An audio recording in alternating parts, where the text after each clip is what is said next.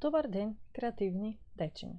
Денес ќе ја совладуваме наставната содржина, естетско проценување на ликовните дела од тема цртање, користејќи го ликовниот јазик. Најбитно во ликовното изразување е што сакаме да пренесеме на публиката или на тие кои што се обраќаме. Тоа е многу значајно бидејќи ликовната уметност е комуникација и размена на идеи, информации со помош на ликовен јазик.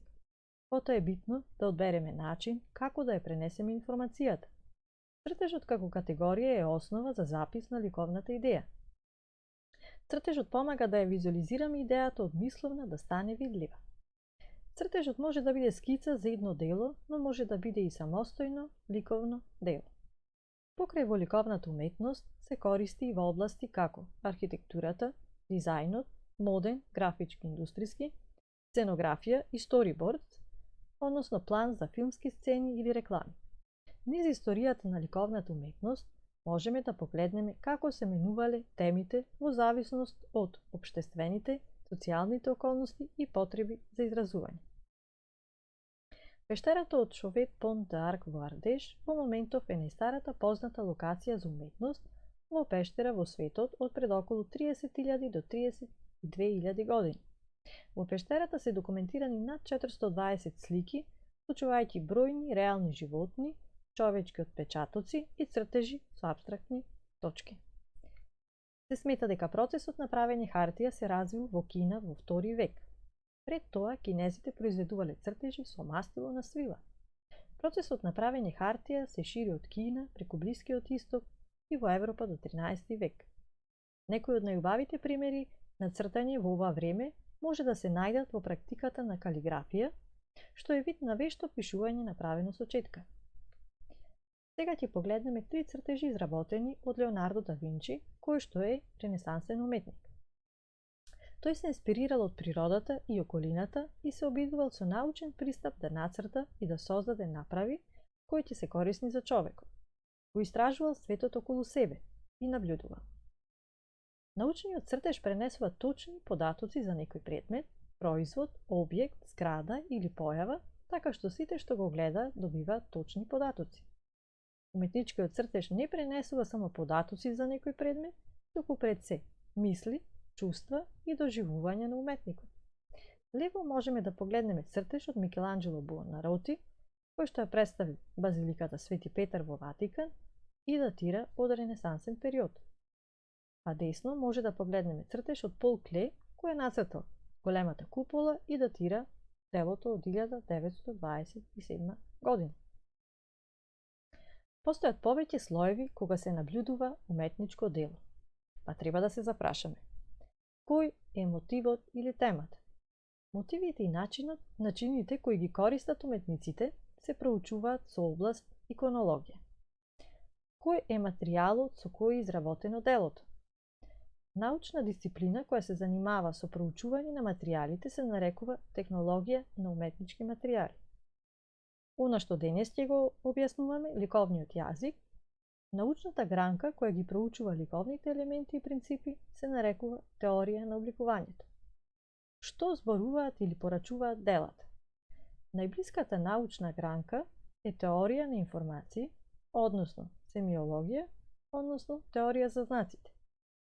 Дали уметничкото дело е посебно препознатливо со посебна уметничка индивидуалност? Индивидуалните разлики меѓу уметниците ги проучува ликовната типологија. Дали уметниците чии што дела се анализираат имаат творечка сила, односно креативност? Тоа се проучува со теоријата на ликовното творештво.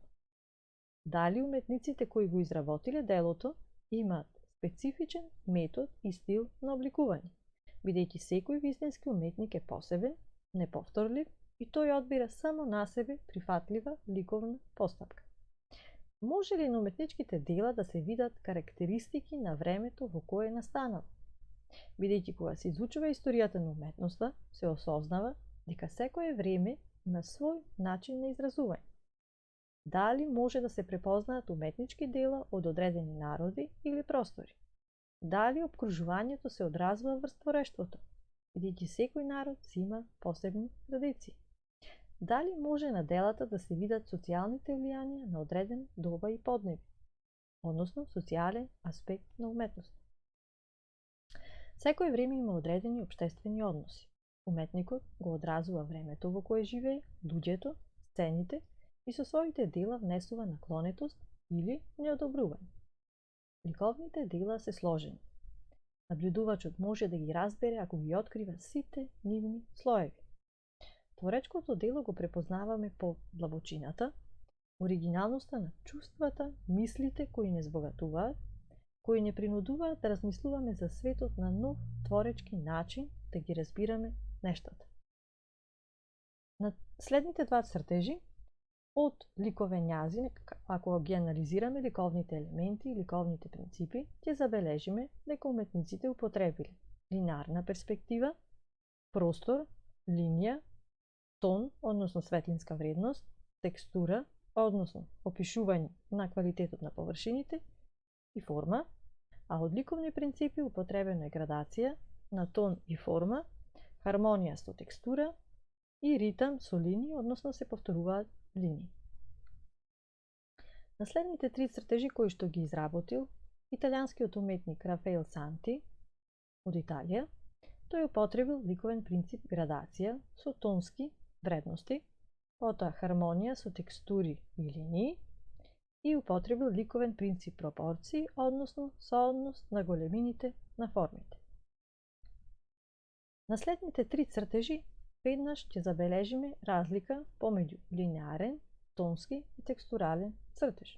Во линеарниот цртеж лево до израз доаѓа ликовен елемент линија, на цртежот во средина тонски вредности, односно светлински вредности, а на цртежот кој што се наоѓа десно гледаме шрафури со вкрстени линии, односно е употребено текстура за да се изрази илузија на тродимензионалност.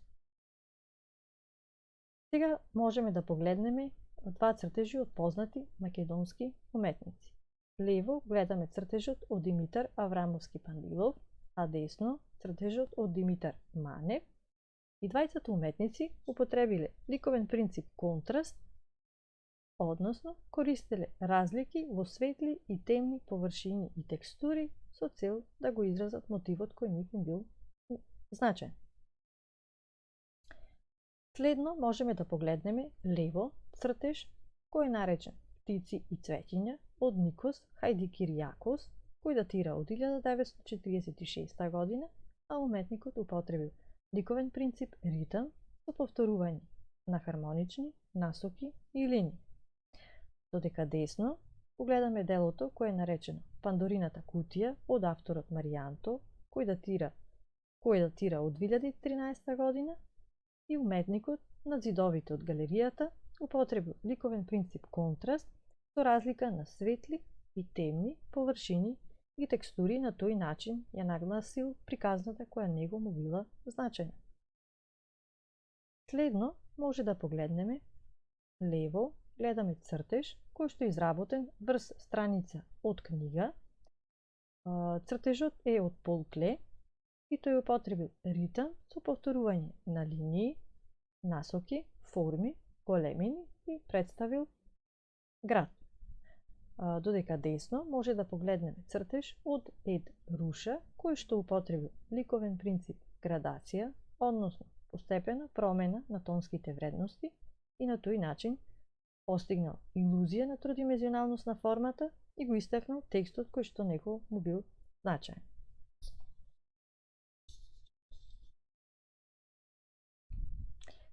Следните три цртежи го обработуваат мотивот портрет.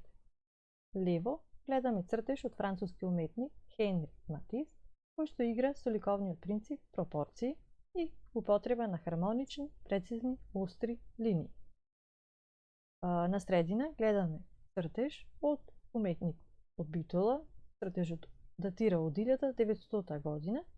Уметникот употребил ликовен принцип градација со тон, контраст со текстура, односно опишал различни квалитети на површини. Десно гледаме цртеж од шпанскиот уметник Пабло Пикасо, кој што употребил ликовен принцип единство со доминанта на линија. На следните три цртежи гледаме мотив архитектура и употреба на ликовни принципи, градација со тон, пропорции, односно сооднос на големините на формите, потоа ликовни елементи, простор, текстура, опис на површините, тон или светлински вредности, различни големини и насоки. Тука се представени внатрешен и надворешен простор, односно интериер и екстериер на просторот. На следните три цртежи. На левиот цртеж, изработен од Мауритис Корнелис Ешер, гледаме дека тој употребил ликовен принцип градација со постепена промена на тонските вредности и на тој начин постигнување илузија за тродимензионалност на формите.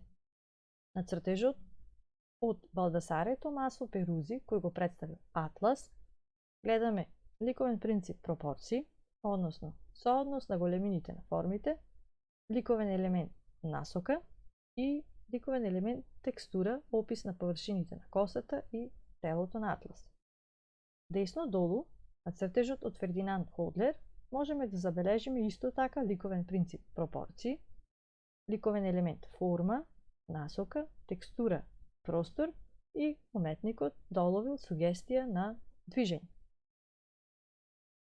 На следните три цртежи може да забележиме лево, на цртежот од авторот Еле Семеновиќ Сивце, ликовен принцип хармонија со ликовен елемент текстура. Во средината гледаме цртеж од Кате Колвиц, во кој што со употреба на ликовен принцип контраст и диагонална насока со помош на светли и темни тонски површини е нагласена приказната која што требало да биде раскажана. На цртежот десно од авторот Оноре Домие гледаме како тој ги представил Дон Кихот и Санчо Панча со ликовен принцип пропорции, односно сооднос на големините на формите и со помош на контраст и светли темни тонови ги акцентирал карактеристиките на фигурите. Следните три цртежи се од мои ученици, кои ги изразија нивните мисли, пораки и чувства со употреба на ликовни елементи и принципи.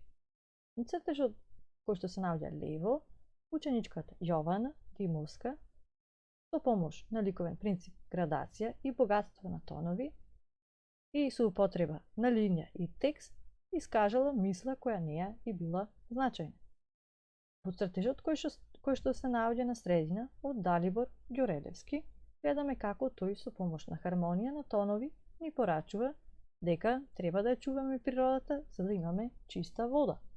На цртежот кој што се наоѓа десно од Ивона Петровска, гледаме дигитален цртеж во кој што таа ни порачува да го чуваме нашето здравје и да се заштитиме. Таа користи тука хармонија со помош на употреба на ликовен елемент линија. На следните цртежи гледаме подготвителен цртеж скица кој служи како подготовка за дигитална графика од ученичката Христина Ангелевска, која што пренесувајќи својата порака ги користи ликовните елементи и принципи.